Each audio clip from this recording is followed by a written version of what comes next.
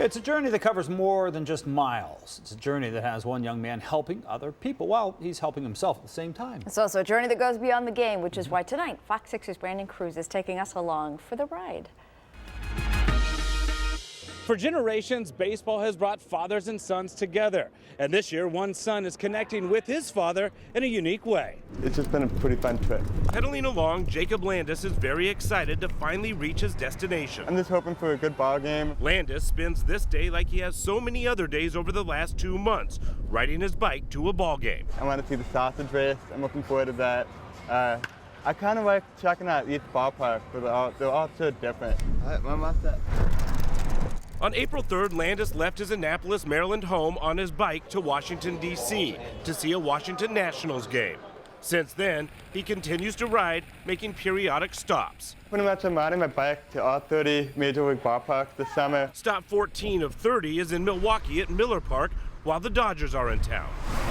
I'm kind of looking forward to seeing Zach Greinke pitch for the Dodgers, just because he's a good pitcher. I've never seen him pitch before. I was just so impressed by the dedication he has to this ride.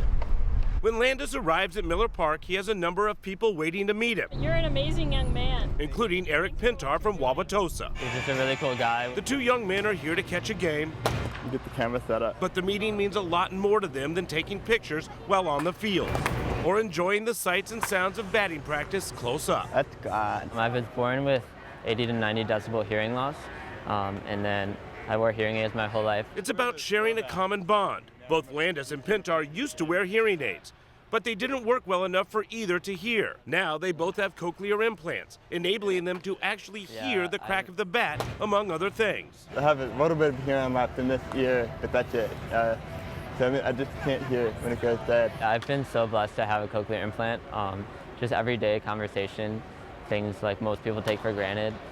Being able to talk in a noisy room or being able to go out to a restaurant with friends, things like that really only possible for me with a cochlear implant. It's got more span of hearing and louder sense than a hearing aid. 9-year-old Dylan Baylor has also gone from hearing aids to cochlear implants and is another person meeting Landis for the first time at the Brewers game.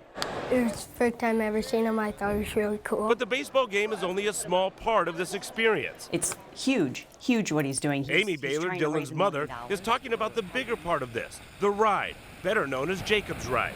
Landis is riding across the country and back, 10,500 miles in all, raising money to make cochlear implants affordable for those who qualify for them but can't afford them. We want to get up to $1 million. We're helping him get there.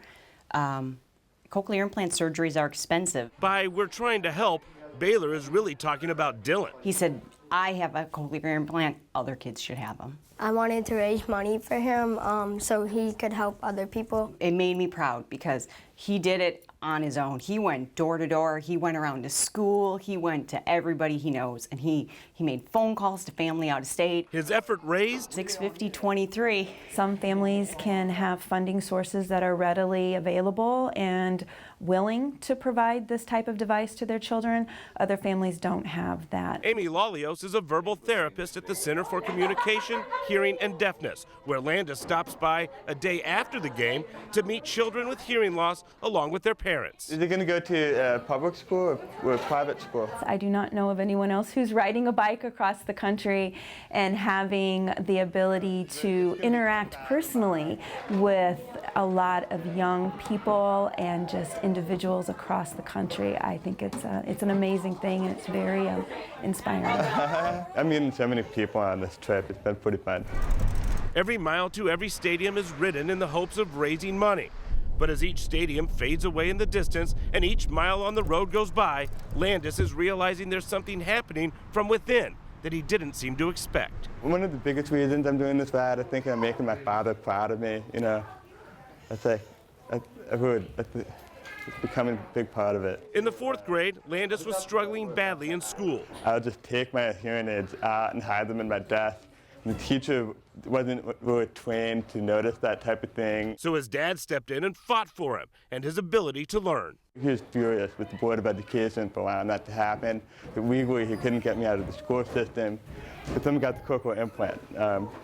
And I went to a different school district. We had our differences when I was growing up, but over the years, we've been pretty close. Landis leaves Milwaukee on a gray, cool day, but he is brightening the hopes and warming the hearts of those he's riding for each stadium and mile along the way. I still got a long way to go. So in 10,500 miles, when this ride comes to an end, Jacob will most definitely be making his dad proud. Reporting tonight at Miller Park, Brandon Cruz, Fox 6 Sports.